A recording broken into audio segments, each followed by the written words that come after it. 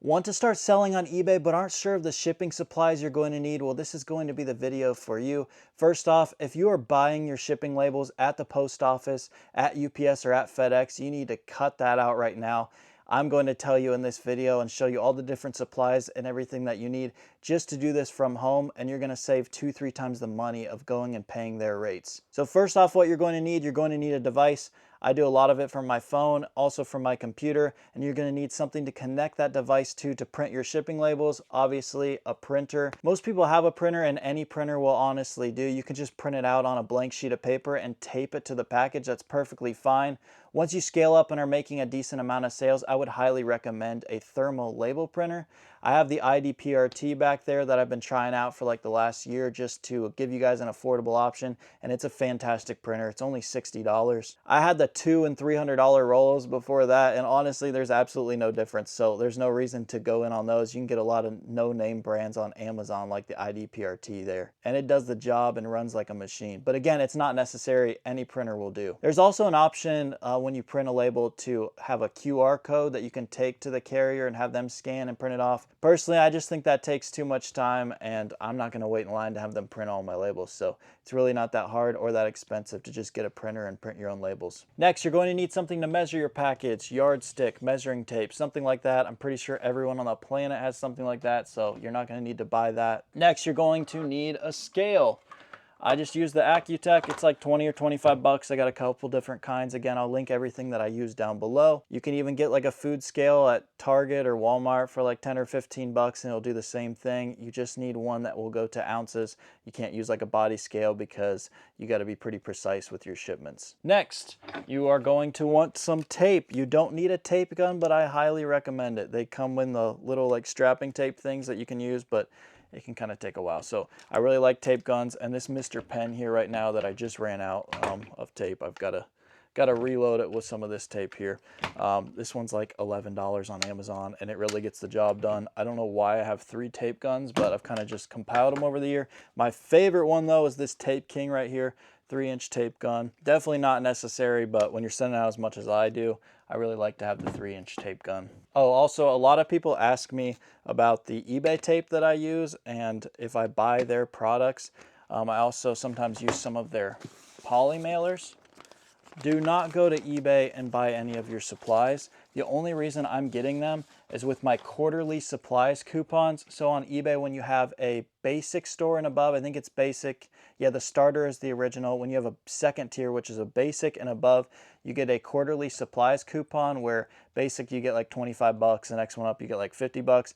But eBay charges so much for their supplies that without that coupon, it does not make sense. I think I get a case of like 12 of these tapes for like $25, or it might even be more than that. I don't know. I still have to pay a little bit, but it is cheaper with that coupon. Otherwise, I would not be buying any of their supplies. Their supplies are marked up like 2 times what you can get them for on Amazon and other places. Just wanted to make sure I said that, but also make sure that if you have a basic store and above, that you go into your subscriber discounts and you'll see that you have those coupons once a quarter. Next, boxes. A lot of people want to go out and just buy a bunch of box sizes. I would not recommend that. Just tell people you know what you do. I have like 3 to 4 people that give me boxes regularly, like every single week. Everybody's getting packages in from Amazon, eBay, wherever they're ordering their stuff, and most of the people just throw away or recycle the boxes, and they might as well give them to you to reuse. So I have a whole stack of boxes that I reuse that people give me, and pretty much always have the size I need. The only thing I actually buy boxes for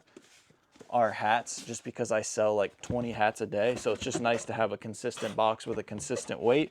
So I get these from Staples. These are 8x6x6, and if you sign up for like the auto renewal subscription or whatever, you get them for like 62 cents a box. Occasionally I'll find them cheaper on like eBay or Amazon, but Staples definitely has the most consistent price. Then another box I guess I have bought in the past, but I don't anymore, I just have some left, are these 16x10x6 boxes. If you're selling a lot of shoes and they're going to authentication, those will fit most box shoes, so that's the only other box size I bought. So if you're selling a lot of something, it probably makes sense to find some good deals on boxes and buy them, but other than that, I have all the boxes I need with just scrap boxes. And everyone's getting stuff in the mail, so you might as well take use of that. Next, probably my most used thing out of all these are poly mailers.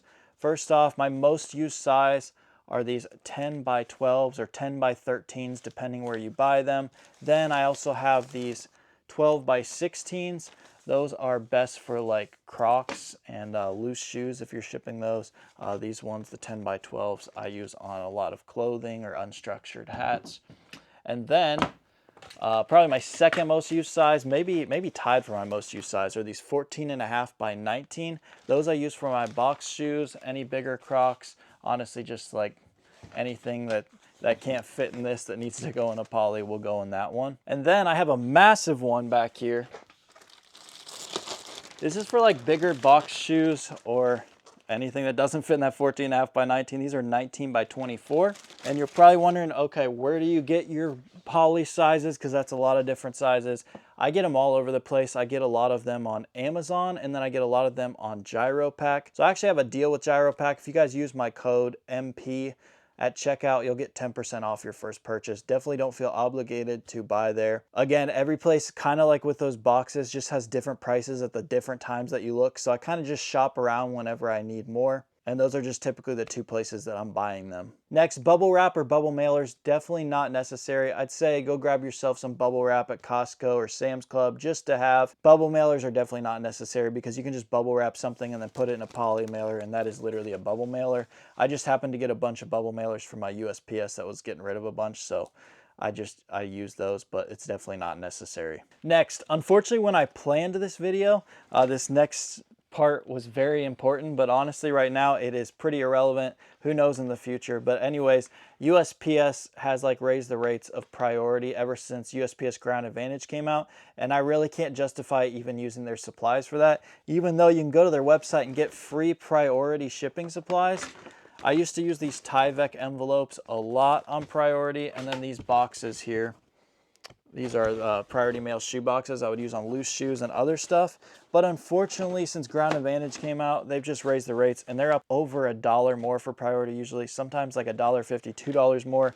That's at the time of filming this video, so I can't justify paying that extra like $1.50 to use one of their boxes. When it was like 50 cents more, I was like, what the heck, I get a free box for 50 cents, so I would use it. So I'm still gonna put this in case later in the future when we're comparing rates that they are pretty similar or that priority isn't that much. You can get those on USPS's website. They've got all different types of free supplies, all for priority. Also, if you're looking for a video on how to ship using all of these services and everything I'm talking about, I have made one of those in the past. I will link that above. I just made that a couple months ago, so it is a complete shipping guide on 2024. I just wanted this one to be more in depth on the shipping supplies, because in that one I only talked about the shipping supplies for like 20 to 30 seconds, so I really just wanted to go more in depth on everything and where I get it and what I use it for. And then lastly, you can see it looks like I have a bunch of trash right here. That's actually packing, so save all of your shopping bags that you get at the store or any different packing that comes in all of your orders. Again, like I said about the boxes,